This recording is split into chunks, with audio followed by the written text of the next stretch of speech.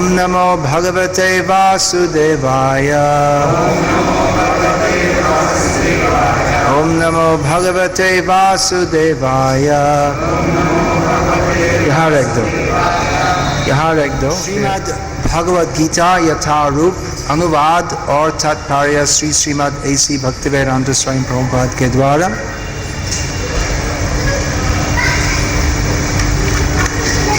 छः 24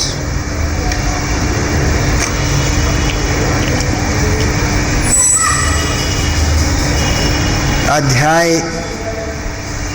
6 श्लोक 24। सनिश्चयेन योक्तव्यो योगो निर्विनचेतसा संकल्प प्रभवान कामां त्यक्त्वा सर्वान् शेषतः मनसैवेन्द्रिय ग्रामं विनियम्य समन्ततः। मनुष्य को चाहिए कि संकल्प तथा श्रद्धा के साथ योग अभ्यास में लगे और पथ से विचलित न हो। उससे चाहिए कि मनोधर्म से उत्पन्न समस्त इच्छाओं को निरपवाद रूप से त्याग दे और इस प्रकार मन के द्वारा सभी ओर से इंद्रियों को वश में करे। इस अध्याय में भगवान श्री कृष्ण अर्जुन को योग पद्धति के बारे में उपदेश दे रहे हैं। तो इस योग पद्धति बहुत कठिन है। इसमें यम नियम आसन प्राणायाम प्रत्याहार धारणा ध्यान समाधि 8 स्तर है उसमें, जिसमें आसन यम नियम मतलब सब नियम पालन करना है, उसके बाद आसन करना है। लेकिन हम जो कलिग्रस्त जीव है हमारे लिए अच्छी तरह आसन में बैठना बहुत कठिन होता है कि नहीं? आपके लिए भी देखो, वो जवान है लेकिन वो स्पोर्ट्स खेलने से वो बहुत दाग आता है पाँव में और उसके लिए भी फर्श में बैठना कठिन होता है।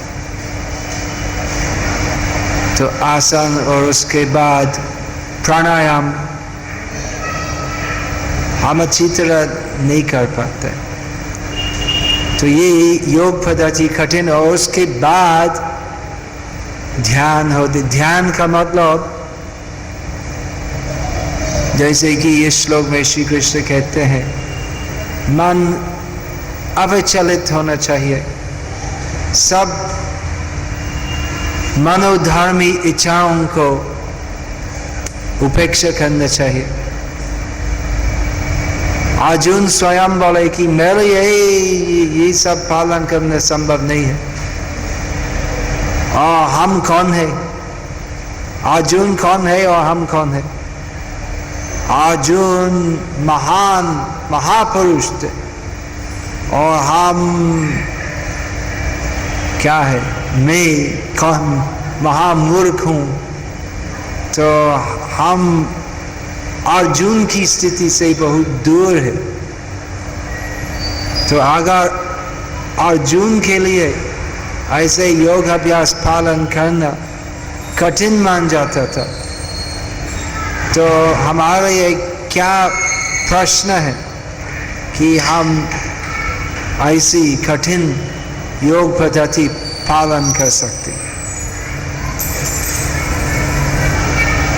तो फिर भी इस अध्याय में हम वो कठिन प्राचीन योग पद्धति अच्छी तरह पालन नहीं कर सकते इस कलयुग में। तो फिर भी इस अध्याय में बहुत मूल्यवान उपदेश है भक्ति योगियों के लिए भी।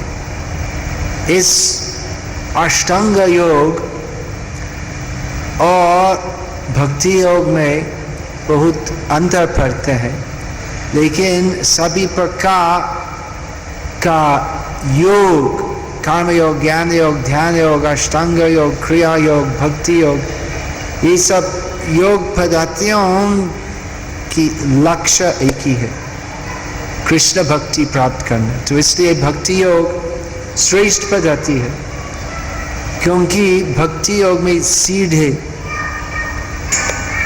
भगवान के पास जाना है। क्या होता है पीछे, क्या आकर्षण है?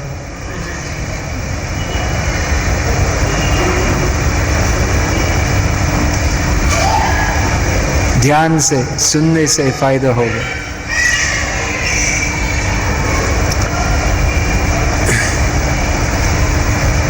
तो इस ध्यान योग पद्धति में वो उपदेश और उसके बारे में जो उपदेश जो भगवान श्री कृष्ण देते हैं, तो उसमें बहुत है जो मूल्यवान भक्ति योगियों के लिए भी। इस श्लोक में श्री कृष्ण कहते हैं संकल्प पूर्वक योग अभ्यास करना चाहिए। अगर संकल्प करना नहीं हो तो किसी काम में सफलता प्राप्त करना संभव नहीं है।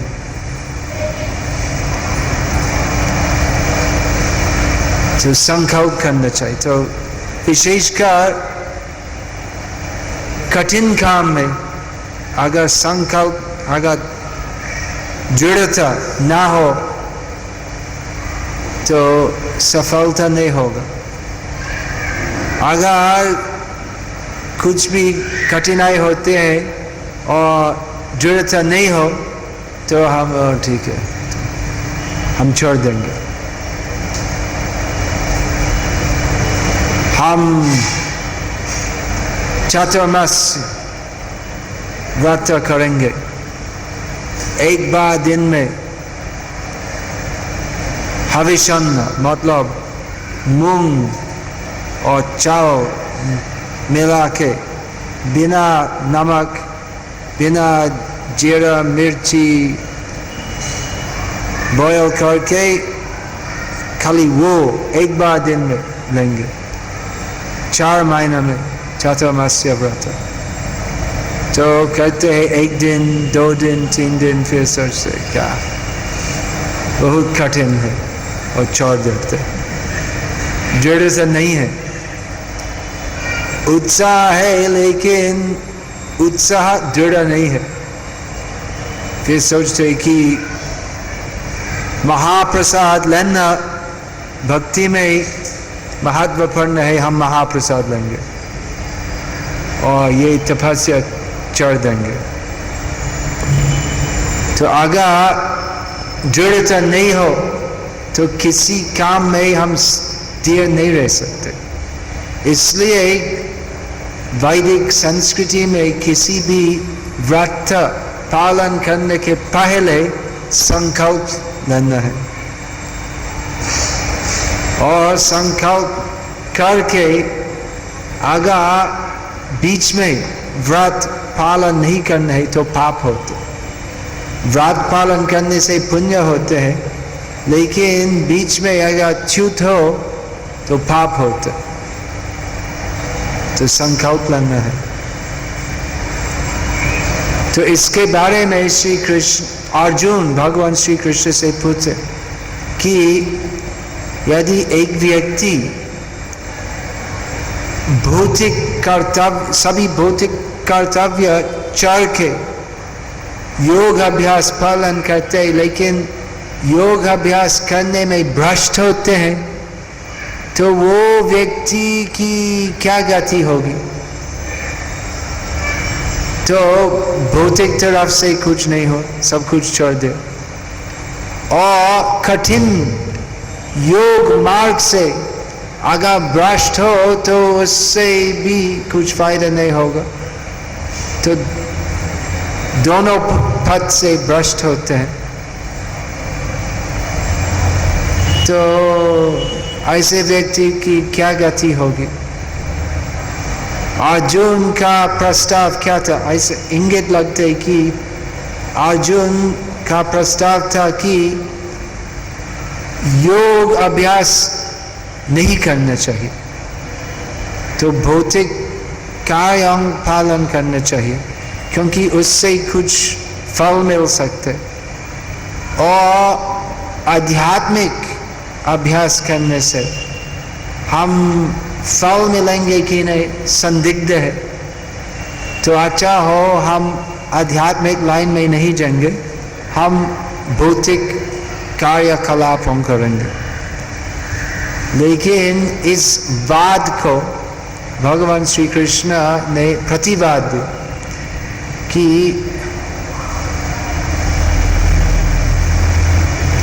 योगी भ्रष्ट होने के भी, पद से भ्रष्ट होने के भी तो सद्गति मिलते। तो अगर इस जीवन में पूरी सिद्धि नहीं मिलते हैं तो अवसर मिलेगा अगला जन्म में वो योग पथ में फिर स्थापित होना। पार्थनैवेह नामूत्र। तो श्री कृष्ण पार्थ अर्जुन को बोलो कि शंका मत करो, सद व्यक्ति की सदगति होती है, असदगति नहीं होती। हरे कृष्ण। क्या जनरेटर है क्या? दूसरा प्रबंध है क्या? है कि नहीं?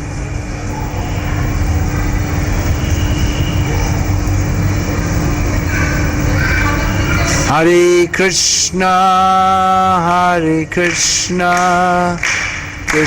कृष्ण हरे हरे, हरे राम विषय है संकल्प, दृढ़ता।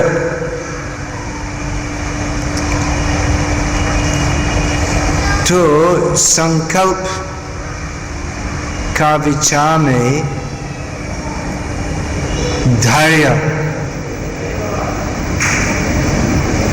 आते हैं। संकल्प मतलब जितने भी रोक टोक, कठिनाई, तकलीफ, परेशान इत्यादि होगा, फिर भी हम इसी पथ में रहेंगे और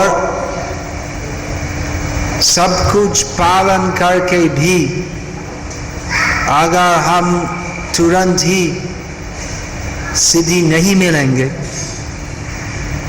फिर भी हम निराशा नहीं होंगे। हम अपना कर्तव्य पालन करेंगे इसी विश्वास के साथ कि अगर हम प्रयास करेंगे भगवान की सेवा करना तो अवश्य ही भगवान हमको सहायता करेंगे। जैसे कि भगवद गीता में श्री कृष्ण कहते हैं, तेषां सतत युक्तानां भजतां प्रीति पूर्वकम ददामि बुद्धि योगम तम येन माम उपयान्ति ते। श्री कृष्ण कहते हैं कि ऐसे भक्त जो प्रीति युक्त होकर मेरी सेवा करते हैं, तो ऐसे भक्त की सहायता मैं करता हूँ। मैं ऐसे भक्त को यथार्थ बुद्धि देता हूँ जैसे कि वो भक्त मेरे पास आसानी से आ सकते हैं। तो हमारा खिलाफ हो सकते कि हम प्रयास करते भगवान की भक्ति करना, लेकिन प्रीति नहीं है। तो भगवान कहते हैं प्रीति पूर्वकम, जो प्रीति से मेरा भजन करते हैं तो ऐसे भक्त की सहायता मैं करता हूँ। लेकिन हमारी प्रेम प्रीति नहीं होती है। हमारी प्रीति है इंद्रिय सुख के लिए, अपना इंद्रिय सुख। और भक्ति का मतलब क्या? वो सब कुछ करना श्री कृष्ण का सुख के लिए। लेकिन प्रीति है, अगर प्रीति नहीं हो, अगर कम से कम जरा सा प्रीति नहीं हो, तो इसलिए किस लिए हम भक्ति करते हैं? शुरू से भक्ति का तात्पर्य है प्रीति। भगवद गीता में श्री कृष्ण कहते हैं, चतुर्विधा भजन्ते मां जना सुकृतेन अर्जुन, अर्थो जिज्ञासो अर्थार्थी ज्ञानी च भरतर्ष। 4 प्रकार के सुकृतिवान व्यक्ति मेरी भक्ति को आकृष्ट होते हैं। पैसा मांगने वाले, वो ज्यादा लोग इसलिए भक्ति करते हैं, लेकिन वो शुद्ध भक्ति नहीं है। पैसा मांगने वाले और दुखी लोग, तो जिज्ञासु व्यक्ति और ज्ञानी जन जो जानते हैं कि बहुनाम जन्मनाम अन्ते ज्ञानवान् मां प्रपद्यते वासुदेव सर्वमिति स महात्मा सुदुर्लभ। वास्तविक ज्ञानी जानते हैं कि ज्ञान की सर्वोत्कृष्ट स्तर है यही समझना कि वासुदेव भगवान श्री कृष्ण सब कुछ ही है। लेकिन ऐसे व्यक्ति बहुत दुर्लभ है। ज़्यादा लोग जो भक्ति करते हैं, भारत में बहुत लोग भक्ति करते हैं, नहीं मंदिर जाते हैं और खुद को भक्त मानते, मैं भक्त हूँ। लेकिन वो भक्ति क्या है?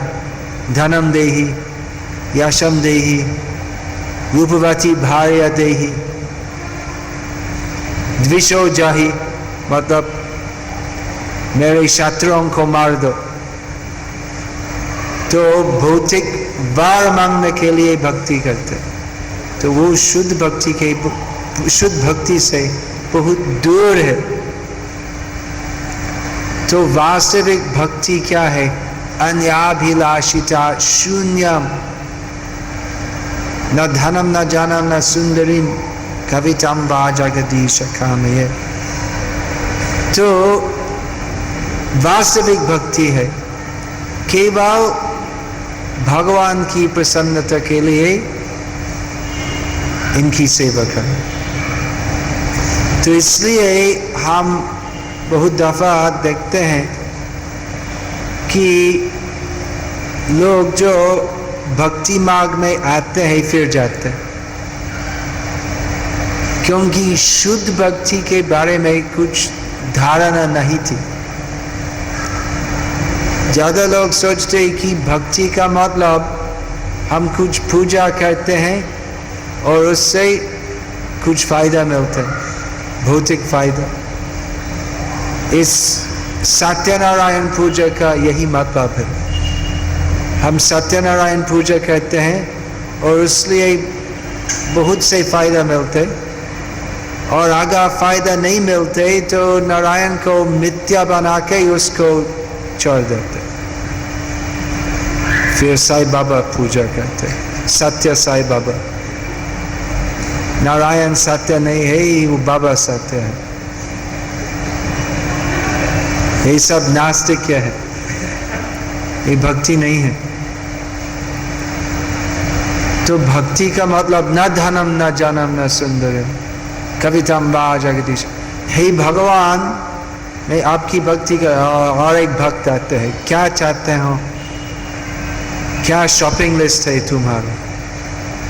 नहीं, न धनम न जनम, कुछ भी नहीं चाहते। क्या तुम मोक्ष मांगने वाले हो? मम जन्मनि जन्मनि श्री भव, आपकी भक्ति अहेतु की भक्ति, किस लिए आया हो सेवा करने के लिए, क्या वर मांगते हो? यही वर मांगता हूँ, हर जन्म में यही मौका मिलना आपकी सेवा करना, कुछ मांगना नहीं है। तो खाली सेवा करना का मोक्ष चाहते। तो ऐसी भक्ति भगवान आसानी से नहीं देते। अगर हम भगवान से भौतिक वर मांगते हैं तो भगवान आसानी से देते। ठीक है किस लिए अभी तक लाख लोग जाते हैं तिरुमला? हम आज तिरुपति से आए हैं। तो आधुनिक प्रचार है मंदिर मत जाओ, भगवान में विश्वास मत करो, काम करो, गाधा से काम करो, पैसा में लो, किंगफिशर बियर पियो और नरक जाओ। ये आधुनिक प्रचार है। तो फिर भी कुछ प्रचार नहीं है, सरकार से, टीवी से, स्कूल में कुछ प्रचार नहीं है, तिरुमला जाओ, बालाजी का दर्शन करो। फिर भी लाख लोग जाते। क्यों? क्योंकि बालाजी बहुत कुछ देते। अगर बालाजी वो वर देने वाले नहीं थे तो किस लिए लोग जाते थे? तो कुछ मिलते ही नहीं। ऐसा लगता है कि कुछ मिलते और हर रोज हुंडी में लाख रुपया आते हैं। क्यों? तो लोग क्या पागल है? तो काम करते, दंड करते, तो जैसे हो पैसे मिलते और फेंकते हैं हुंडी पेटी में। क्या लोग सब पागल है? देते हैं क्योंकि विश्वास है कि देने से हम और ज्यादा मिलेंगे, और वो सही है। तो भगवान भौतिक व आसानी से पूर्ण करते हैं, लेकिन हम जो रूपानुग गौड़ीय वैष्णव की रज प्रवृत्ति है, हमारा प्रचार और हमारी इच्छा नहीं है हे भगवान लाख रुपया लो और मुझको क्रोध दो, ऐसा नहीं है।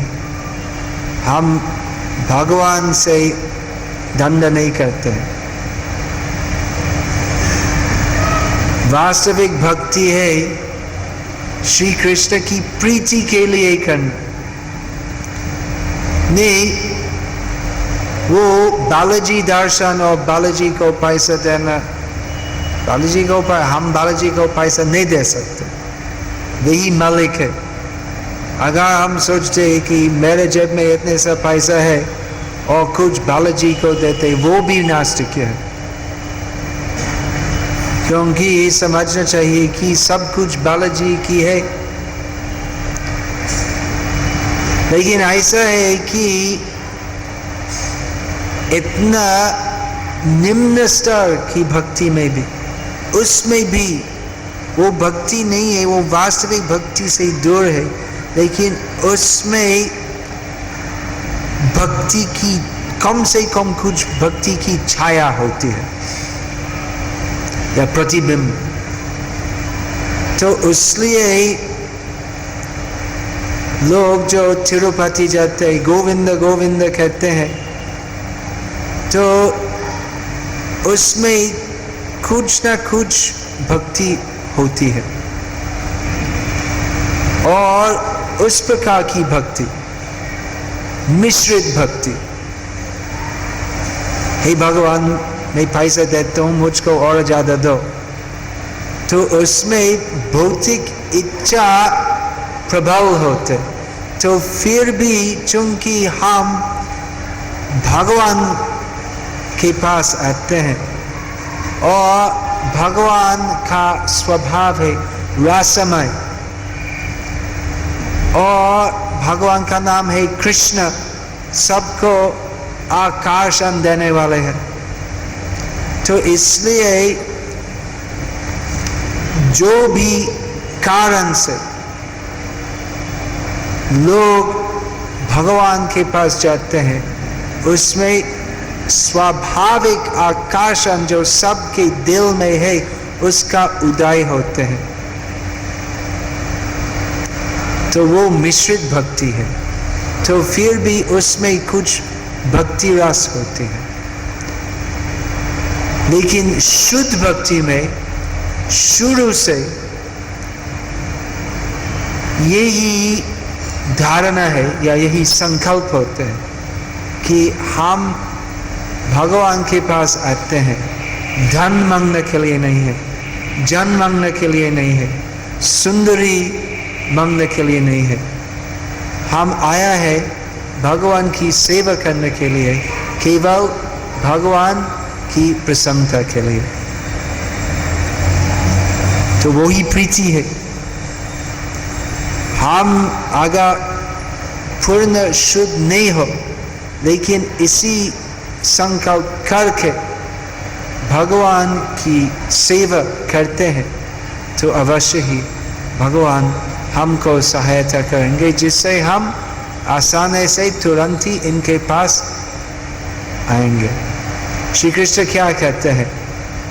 तेषां श्रद्धा युक्तानां भजतं प्रीतिपूर्वकं ददामि बुद्धि योगम तम येन माम उपयान्ति ते। जो प्रीति पूर्वक मेरी सेवा करते हैं, ऐसे व्यक्ति को मैं यथार्थ बुद्धि देता हूँ, जिससे वे मेरे पास आ सकते। तो इसका मतलब तो ऐसा भक्त तो भगवान के पास अभी तक नहीं पहुँचा। तो इस श्लोक में श्री कृष्ण कहते प्रीति पूर्वक। तो प्रीति इस श्लोक में, इस प्रसंग में प्रीति, ये शब्द का मतलब निष्प्रिय शुद्ध भक्ति नहीं है। इस मतलब वो साधक, वो भक्त जो साधना दशा में, तो पूरी भक्ति सिद्धि अभी तक प्राप्त नहीं की, फिर भी श्री कृष्ण प्रीति शब्द प्रयोग करते हैं। इसका मतलब कि वो साधक जिनकी इच्छा है प्रेम प्रीति प्राप्त करना, तो ऐसे साधक की सहायता करते हैं श्री कृष्ण, जिससे कि वो आसानी से तुरंत श्री कृष्ण की पूरी प्रीति युक्त भक्ति कर सकते हैं। तो इसमें दृढ़ता होना चाहिए, संकल्प करना चाहिए कि मेरा संकल्प है कृष्ण भक्ति करना। तो कृष्ण भक्ति क्या है? अन्याभिलाषिता शून्य। तो मैं अन्य अभिलाषी हूँ, मेरा हृदय में काम क्रोध लोभ इत्यादि की लहरें चलते हैं, तो फिर भी मेरा संकल्प है कृष्ण भक्ति करना, जिससे क्या होगा? भक्त्या संजतया भक्त्या, साधना भक्ति से शुद्ध निर्मल राग भक्ति की उत्पत्ति होती है। भक्त्या संजतया भक्त्या, संकल्प पूर्वक भक्ति साधना करने से हम कृष्ण और कृष्ण के शुद्ध भक्तों की कृपा को आकर्षण करते हैं, और शुद्ध भक्तों की कृपा से हम शुद्ध भक्तों जैसे रागमय भक्ति प्रीति युक्ता भक्ति कर सकते हैं। तो अभी हम साधना करते हैं, हम प्रयास करते हैं भक्ति करने। लेकिन पूरी शुद्ध निर्मला प्रेमा भक्ति की उत्पत्ति नहीं हुई। लेकिन यही विश्वास होना चाहिए कि अगर हम करेंगे सदैव शुद्ध भक्तों की कृपा के लिए प्रार्थना करके अगर हम प्रयास करते हैं भक्ति करने, तो अवश्य ही भगवान और इनके भक्तों हमारी असहाय प्रार्थना सुन के हमको कृपा वर्षण करेंगे। तो भक्ति में आशा है, निराशा नहीं होना चाहिए, बड़ी आशा है। तो हमारा लक्ष्य बहुत बड़ा है। राधा कृष्ण सेवा पावो ए अभिलाषा। हम प्रतिदिन हम तुलसी कीर्तन में गाते हैं, राधा कृष्ण सेवा पावो ए अभिलाषा। बहुत बड़ा अभिलाषा। हम प्रधानमंत्री, मुख्यमंत्री या प्रधानमंत्री या इंद्र या ब्रह्मा की स्थिति नहीं मांगते, हम मुक्ति नहीं मांगते। ये सभी वर्ग के बहुत ऊपर राधा कृष्ण सेवा प्राप्ति, वो वर मांगना, वो वर प्राप्त करना बहुत बड़ा है। हम वैकुंठ जाने के लिए भी प्रार्थना नहीं करते। राधा कृष्ण सेवा पावो ए अभिलाषा बहुत बड़ी याचना है, तो कैसे पूरी होगी? तो लगभग असंभव है। तो राधा कृष्ण सेवा क्या है और हम जो इंद्रिय सेवा, हमारी स्थिति क्या है? और दोनों में कितना बड़ा अंतर है। इस तात्पर्य में श्रील प्रभुपाद और छोटी पक्षी की कहानी कहते हैं। तो कैसे वो छोटी पक्षी सागर का जाल,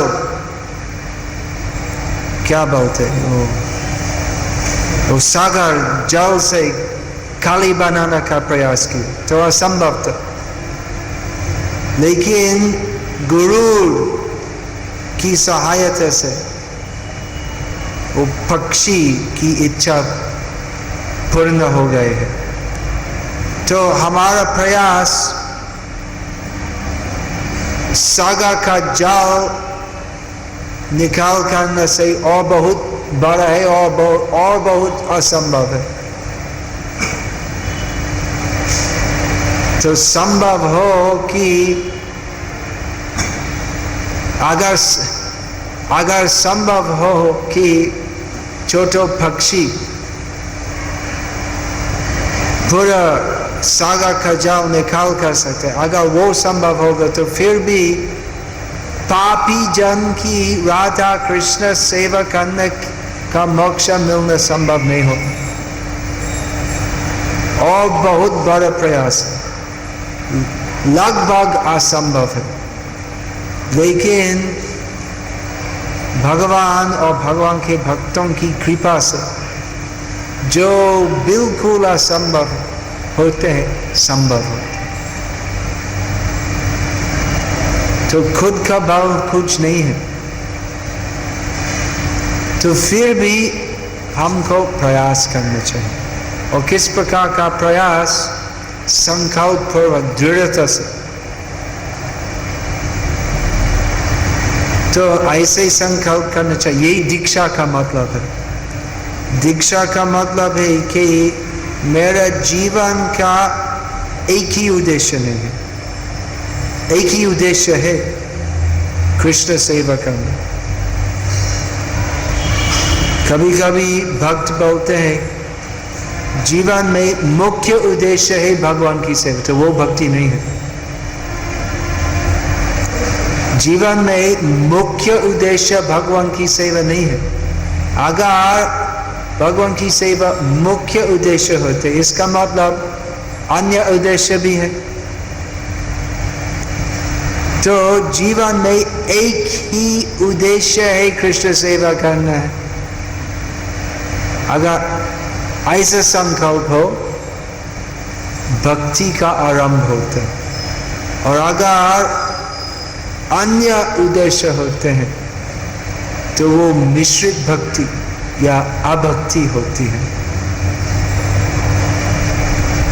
तो यही दृढ़ता होना चाहिए, यही दीक्षा का मतलब है। दीक्षा का मतलब व्रत लेना, संकल्प करना। तो किस प्रकार का संकल्प कि इस जीवन में और हर जीवन में मेरा जीवन का उद्देश्य है, एक ही उद्देश्य है, कृष्ण सेवा करना। हरे कृष्ण।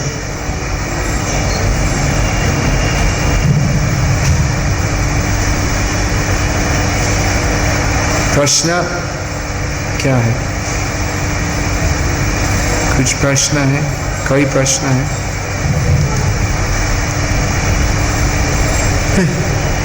आप प्रश्न करें, बोलिए।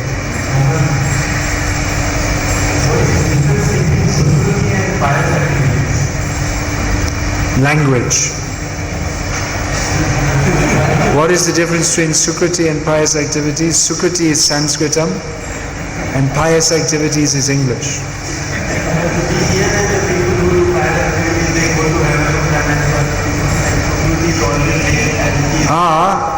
But there's difference between Sukriti and Bhakti. Pious people may take to Bhakti, but they have to come up to Bhakti. Otherwise they're still only on the platform of Sukriti. That's why Krishna says, Jana Sukritino. He doesn't say Bhaktas. They're still at the platform of Sukriti. In Gita also Krishna says, Yesham tvantagatam papam jananam punya karmanam te dvandva mohanyamakta vajante mangditavrataha. Persons who have acted piously in previous lives and in this life, and who are free from the dvandva moha, duality of illusion, they can take to my bhakti. But then again, Rupa Goswami says, what is that? Krishna bhakti rasa bhavita matihi kriyatam yadi katopi labhyate tatra lolyam apimulyam ekalam janma koti sukritayana labhyate. That Krishna bhakti, that should be by all means and any means one should take up Krishna bhakti. One should purchase it. But what is the price? Lolyam, greed. And it cannot be had even in millions of lifetimes of Sukriti. Janma koti sukritaya nalabhyate. So Sukriti in itself does not give rise to bhakti.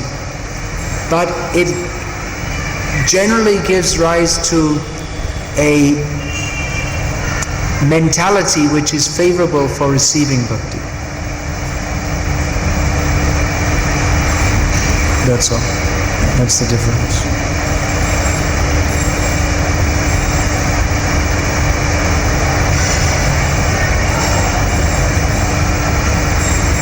और कुछ प्रश्न है?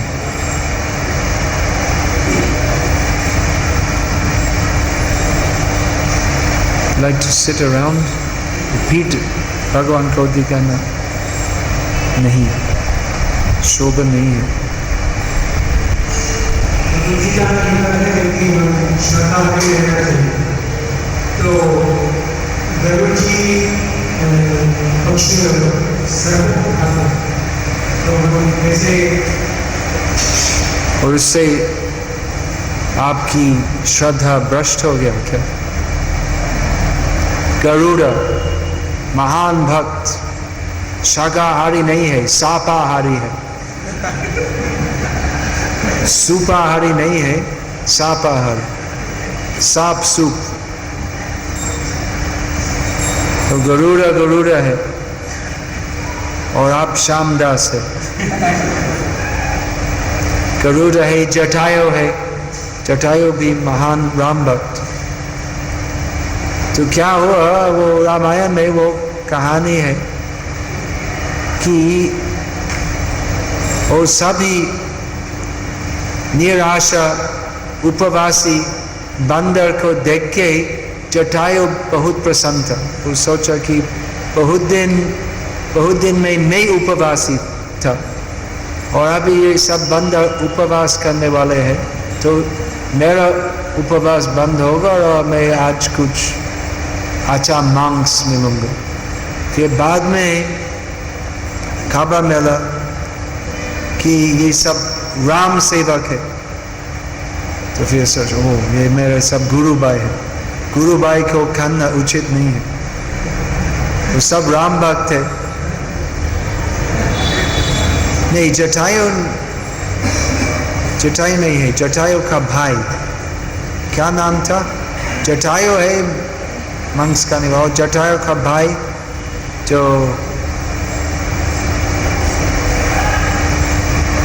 रामेश्वर के पास रहता था, अभी याद नहीं है उसका क्या नाम है। तो ये मांस खाने वाला है, उसका ऐसा शरीर है और स्वभाव है।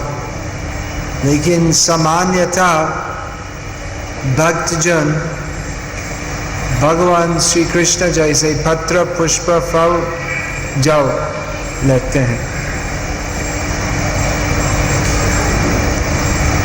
सामान्यतः भक्त अहिंसा व्रत पालन करते हैं। लेकिन अगर आवश्यकता हो तो भगवान का आदेश के अनुसार को लोग जन को मारना है, अर्जुन जैसे। तो गरुड़ जटायु शाकाहारी नहीं है, तो फिर भी महान भक्त है। लेकिन ये सबके लिए नहीं है। इनके विशेष क्या विशेष अंश है भगवान की लीला में। अगर गरुड़ सांप खाने वाले नहीं थे तो कालिया दमन लीला नहीं थी।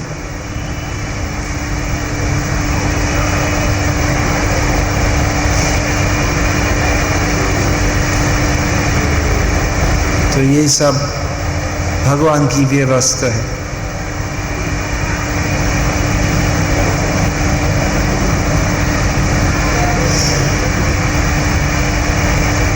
एक उदाहरण है कि एक कीट का आयु है आधा दिन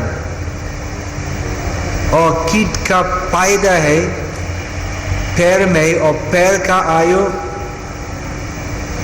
1000 साल। तो कीट पैर की स्थिति के बारे में कैसे मालूम सकते? कीट का आयु आधा दिन और पैर का आयु 1000 साल। तो कीट के लिए ही वो वृक्ष तत्व अचिंत्य है।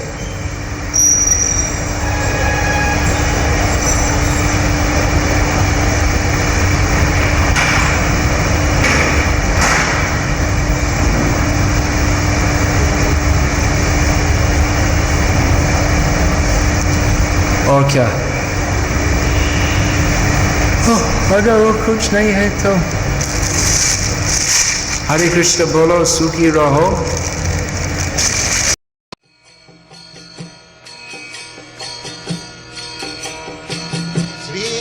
कृष्ण चैतन्य प्रभु Nityanand Shri Advaita Gadadhar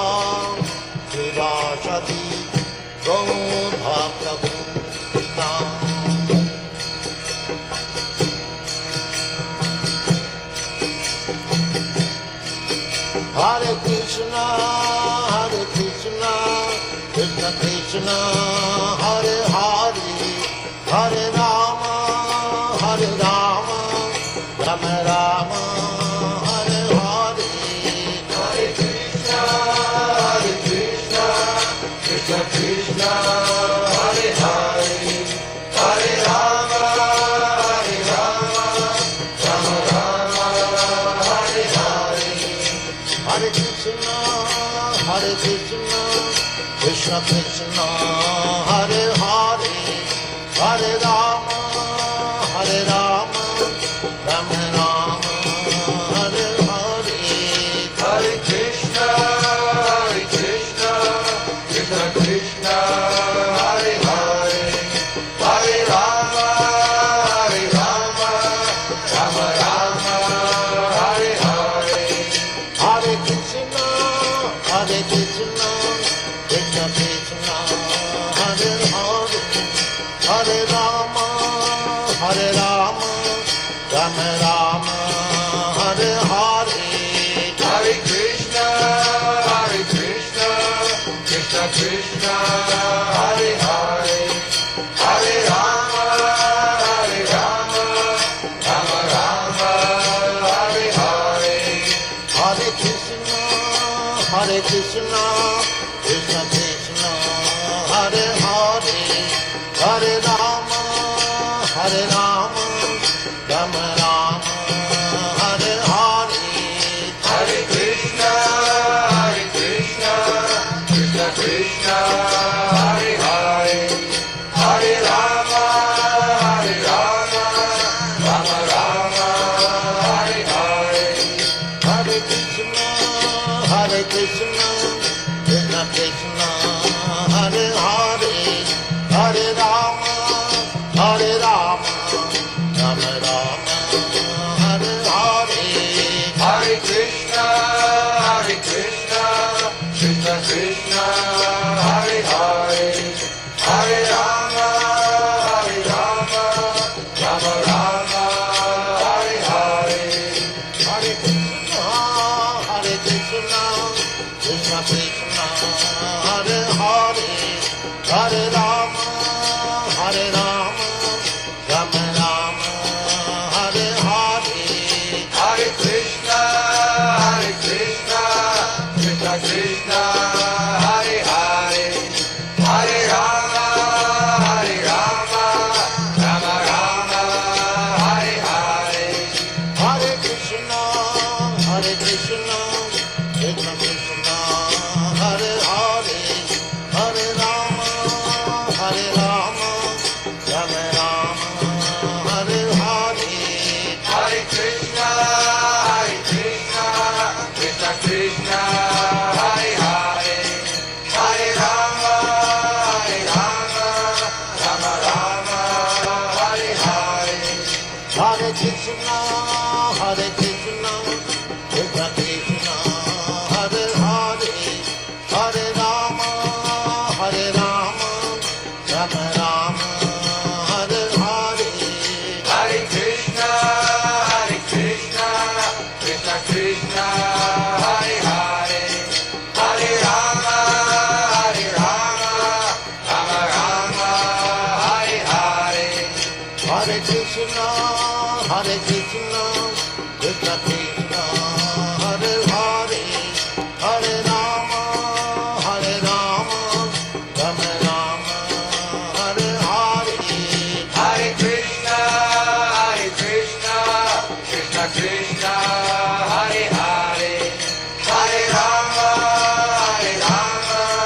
Rama Rama, Hare Hare. Hare Krishna, Krishna Krishna, Hare Hare, Hare Rama, Rama Rama, Hare Hare. Hare Krishna, Krishna Krishna, Hare Hare, Hare Rama, Rama Rama, Hare Hare. Hare Krishna, Krishna Krishna, Hare Hare, Hare Rama, Rama Rama.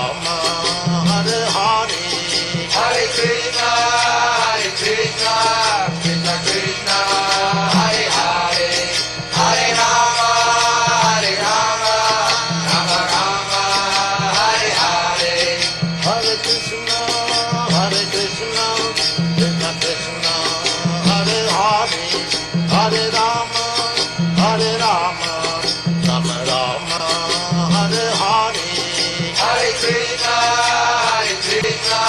Krishna Krishna, Hare Hare, Hare Rama, Rama Rama, Hare Hare, Hare Krishna, Krishna Krishna, Hare Hare, Hare Rama, Rama Rama, Hare Hare, Hare Krishna, Krishna Krishna, Hare Hare, Hare Rama, Rama Rama, Hare Hare, Hare Krishna, Krishna Krishna, Hare Hare, Hare Rama, Rama Rama, Hare Hare, Hare Krishna, Krishna Krishna, Hare Hare, Hare Rama, Rama Rama, Hare Hare, Hare Krishna, Krishna Krishna,